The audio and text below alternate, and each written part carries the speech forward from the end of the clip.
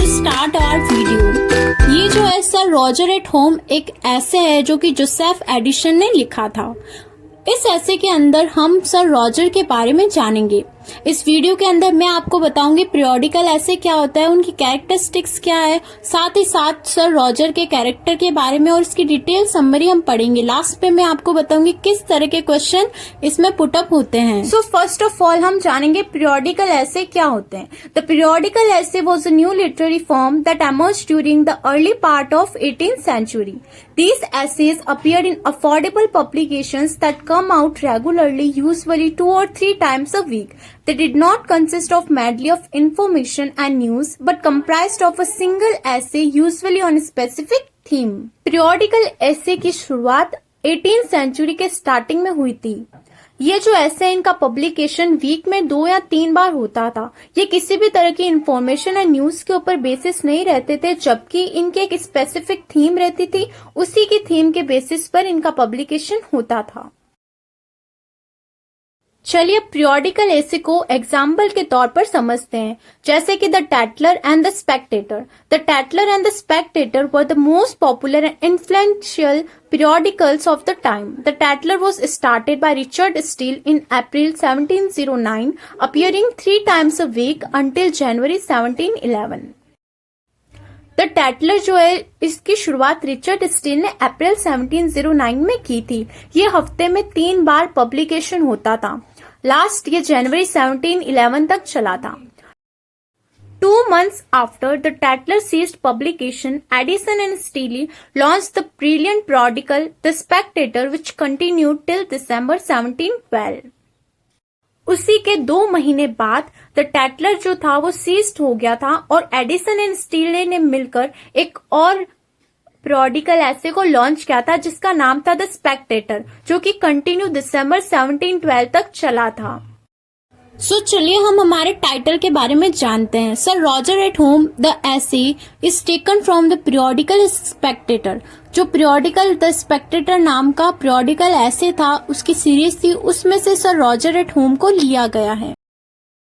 Edison created an imaginary club called Spectator club whose members extol the author's own ideas about society. So Joseph Addison जो है उन्होंने एक club को create किया अपनी imaginary के बेसिस पर, और उसी इमेजिनरी के बेसिस पर जो मेंबर्स थे क्लब के उनके ऊपर उन्होंने एसेस लिखे थे। These members included representatives of commerce, the army, the town and the country gentry. और ये जो मेंबर्स थे ये कॉमर्स, आर्मी, टाउन, कंट्री से बिलोंग करते थे। The author begins by remarking that since he had often been invited to spend a month or 2 with Sir Roger in his country house, he decided to accompany him the previous week to Worcestershire. Sir Roger had been a perfect host and gave the author privacy and freedom to spend his time the way he wanted. So author के according वो कहते हैं कि अक्सर उन्हें sir Roger के साथ time spend करने के लिए 1 या 2 महीने के लिए इनवाइट किया जाता है। सो इसीलिए पिछले हफ्ते वो ये सोचते कि वो मतलब सर रॉजर के साथ वॉर्सेस्टरशायर के घर में रहेंगे। देन फिर हमें ऑथर ये बताते कि जब भी वो सर रॉजर के घर जाते तो उन्हें अपनी प्राइवेसी और फ्रीडम स्पेंड करने के लिए मिलती है। The author describes Sir Roger's family. Sir Roger never married and considered his domestic helpers as a family members.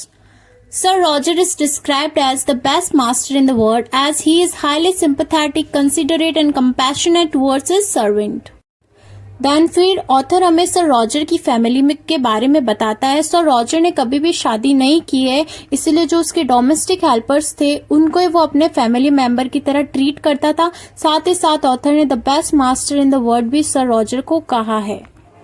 The author refers to the servants as a sober and staid person because of their appearance and behavior. They have never left their master and have grown old with him. Then sir Roger के बाद author हमें sir Roger के servants के बारे में बताता है, जो कि सोबर और स्टेड मतलब बहुत ही ज्यादा सोबर और एकदम सीधे साधे होते हैं। उनके अपीयरेंस और बिहेवियर से ये सब पता चलता है। और ऑथर ये भी कहते हैं कि ये जो सर्वेंट्स है इन्होंने कभी भी सर रॉजर का साथ नहीं छोड़ा है। स्टार्टिंग से लेके एंड तक आज तक वो सर रॉजर के साथ है। Sir Rogers wallet personal attendant looked like his brother. His butler was grey-haired. His groom, one who looked after horses, was one of the gravest men that the author saw, and the coachman looked like a member of the legislature. Then author जो है वो उनके sir Roger के servant के बारे में बताते हैं। जो उनका पर्सनल सर्वेंट वैलेट है वो बिल्कुल उनके भाई जैसा लगता है। जो बटलर है जिसके ग्रे कलर के बाल है, साथ ही साथ ग्रूम जो कि घोड़ों की देखभाल करता है, और वो सबसे ज्यादा गंभीर लगता है लेखक को। देन फिर कॉचमैन की बात करता है। जो कॉचमैन होता है वो बिल्कुल लेजिस्लेचर के मेंबर के जैसे दिखता है। Even sir Roger's dog had grown old but was looked after with great care and tenderness, though he was currently useless. Then author हमें बताता है कि सर रॉजर का जो कुत्ता है वो भी बहुत ज्यादा बूढ़ा हो चुका है, लेकिन फिर भी उसकी बहुत केयर होती है। The author mentions that Sir Roger put him under the care of his butler, who was a prudent man and was always desirous of pleasing him. Then sir Roger अपने बटलर को ये order करते कि writer का ध्यान रखे, मतलब जो जोसेफ एडिशन है उसकी जो केयर होगी वो बटलर करेगा। But the author's chief companion was the chaplain who had lived in the family as a relation rather than an dependent.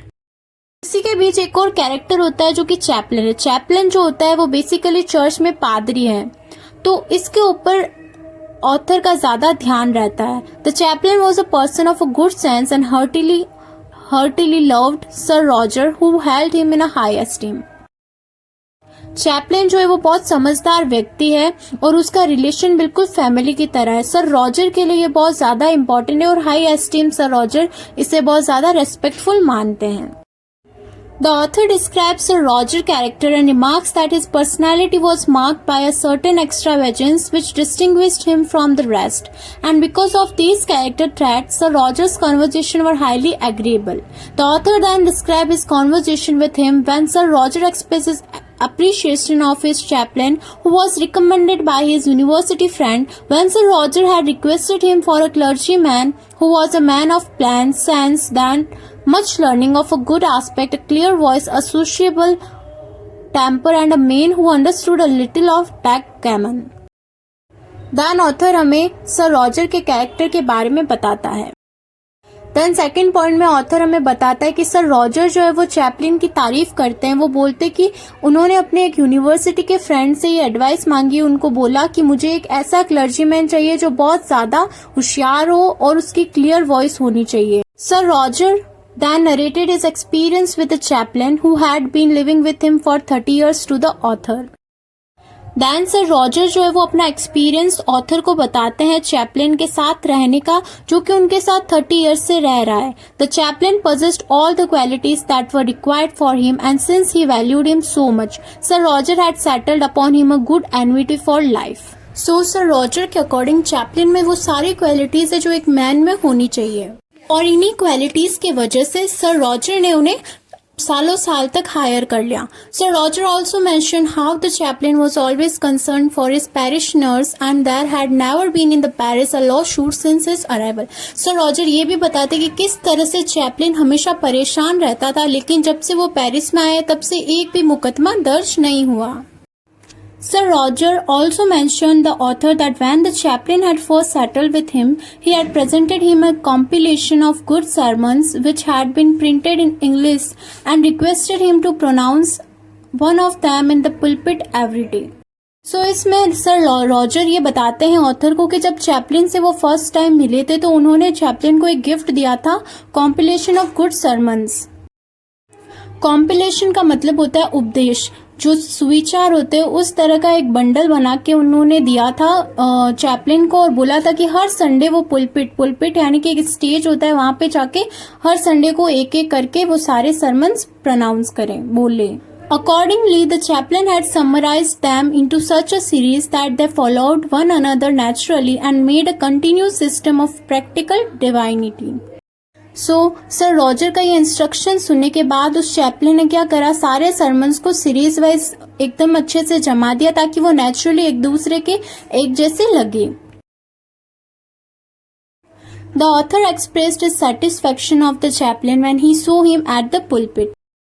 Then फिर जब ऑथर उसे देखता है चैपलिन को पुलपिट यानी कि जो स्टेज होता है उस पर बोलते हुए प्रोनाउंस करते हुए सरमन्स को, तो ऑथर खुद उनसे बहुत ज्यादा इम्प्रेस हो जाता है, बहुत ज्यादा सेटिस्फेक्शन उसे मिलता है। He endorsed Sir Roger's insistence upon the qualifications of good aspect and a clear voice for a clergyman. For it were these qualities of the chaplain which charmed the author when he delivered his sermon. इस line का मतलब ये है कि author हमें ये बताते हैं कि जो सर रॉजर ने चैपलिन की तारीफ की, क्लर्जीमैन की तारीफ की, वो बिल्कुल जब ऑथर उससे रियल लाइफ में मिले तो वो बिल्कुल वैसा का वैसा था। तो ऑथर काफी ज्यादा खुश हुआ था उनसे मिलकर। The author makes a beautiful comparison when he remarks that a sermon delivered in this manner I like a poem recited by a graceful actor. So जब ऑथर चैपलिन के द्वारा कहे गए प्रोनाउंसिएशन कॉम्पिलेशन सुनते हैं तो उन्हें बिल्कुल ऐसा लगता है जैसे कोई अभिनेता एक कविता सुना रहा है, यानी कि कोई एक्टर जो है वो एक कविता बोल रहा है, एक पोयम बोल रहा है। The author concludes by recommending that all country clergyman should follow this example. So author last में ये कंक्लूड करता है कि जो चैपलिन है, जो क्लर्जीमैन है, सभी को उसी के जैसा बनना चाहिए। Instead of wasting their energies on composing difficult composition of their own, the author advices that they should engage there qualities in delivering sermons penned by greater masters. This would not only be easier for them, for would be more useful to the people. तो author कहते हैं सभी को कि अपना time waste करने के बजाय हमें इसी तरह के सरमन जो अच्छी एडवाइस देते हैं वो बोलना चाहिए और लोगों को डिलीवर करना चाहिए, जो हमारे ग्रेट मास्टर, जो हमारे गुरुओं ने हमारे लिए लिखा है। सो ये था हमारा सर रॉगर एट होम ऐसे, जो कि जोसेफ एडिसन ने लिखा है, जिसके अंदर उन्होंने सिर्फ सर रॉजर के कैरेक्टरिस्टिक्स, उनकी फैमिली सर्वेंट्स के बारे में हमें बताया है। चलिए अब जानते हैं कि किस तरह के क्वेश्चन इस ऐसे में से आते हैं। Describe the author's experience eight sir Rogers house. इस क्वेश्चन का आंसर देते हुए हमें ये बताना है कि किस तरह का एक्सपीरियंस हमारे ऑथर ने किया था जब वो सर रॉजर के घर पे रहने के लिए गए थे। सेकेंड क्वेश्चन है, whom does the author refer to as Sir Roger's family? Why does he call them as a sober and staid person? So author जो वो सर रॉजर की फैमिली में किससे मानते हैं, क्योंकि रॉजर तो मैरिड थे नहीं, तो उनके ऑब्वियसली बच्चे भी नहीं है, मैरिड भी नहीं है, तो फैमिली मेंबर में कौन थे, जो सर्वेंट्स थे वही थे, और जिनको ऑथर ने सोबर एंड स्टेट पर्सन कहा तो क्यों कहा। थर्ड क्वेश्चन है, describe sir Rogers family and his relation with them. Sir Roger की फैमिली के बारे में बताना है हमें, साथ ही साथ उनका रिलेशन क्या है सर रॉजर के साथ। फोर्थ क्वेश्चन है हमारा, describe the qualities necessary for a chaplain according to sir Roger. Sir Roger ने चैपलिन की ऐसी कौन सी क्वालिटीज बताई है जो कि हर एक चैपलिन जो क्लर्जीमैन है उनके लिए जरूरी होती है। जैसे कि उसकी क्लियर वॉइस थी, वो बहुत सिंपल आदमी था, बहुत लवेबल नेचर का था, वो सर रॉजर के प्रति बहुत रेस्पेक्ट रखता था, इस टाइप की। फिर नेक्स्ट क्वेश्चन है हमारा, discuss the character of sir Roger. Sir Roger का कैरेक्टर, जैसे कि वो लवेबल थे, उनके अंदर गुण अवगुण दोनों इक्वल में थे, वो सबके जो भी उनके सर्वेंट थे उनके साथ फैमिली जैसा बिहेवियर रखते थे, ये सारी चीजें हमें बतानी है। देन लास्ट क्वेश्चन है हमारा, discuss Addison as a periodical essayist. Addison जो है वो पीरियोडिकल एसेइस्ट क्यों है, क्योंकि उन्होंने अपना एक पीरियोडिकल एसे लिखा था जो मैं आपको एक्सप्लेन कर चुकी हूँ वीडियो के स्टार्टिंग में। आई होप आपको ये समझ में आया होगा। अगर वीडियो अच्छी लगे तो प्लीज मेरे चैनल को सब्सक्राइब करना और बेल आइकन को प्रेस करना।